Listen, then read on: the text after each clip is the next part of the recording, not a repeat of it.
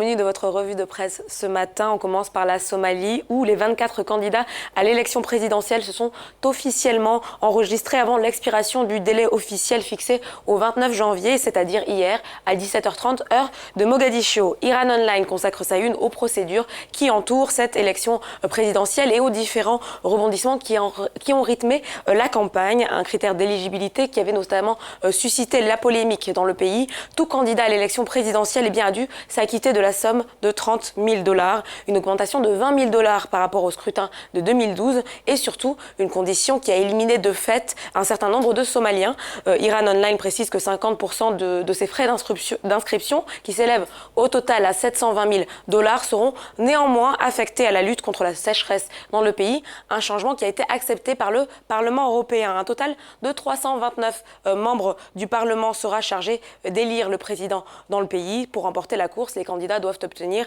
2/3 de ces voix, c'est-à-dire 219 voix. Iran Online précise par ailleurs que parmi les candidats cette année figure Ahmed Mohamed Abdi, qui est originaire du Somaliland. Il s'agit du deuxième candidat du Somaliland à se présenter à l'élection présidentielle après Ahmed Ismail Samatar. Sa candidature pourrait ainsi changer la donne dans cette élection qui a déjà été marquée par les surprises.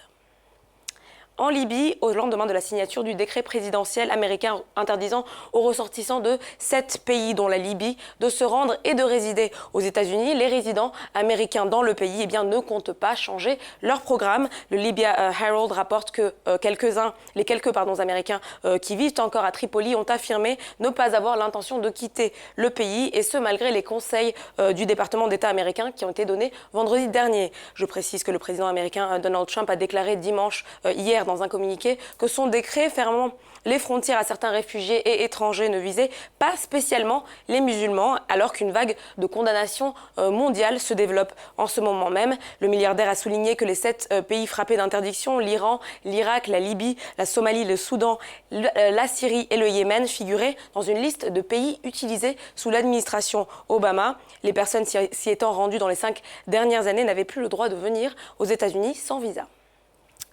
Pour conclure cette revue de presse, jetons un coup d'œil sur le quotidien Écho Matin, le journal qui nous parle de la Coupe d'Afrique des Nations, mais pas de football à proprement parler. Comme on peut le lire en titre, Écho Matin s'interroge. La CAN reste d'abord un business français.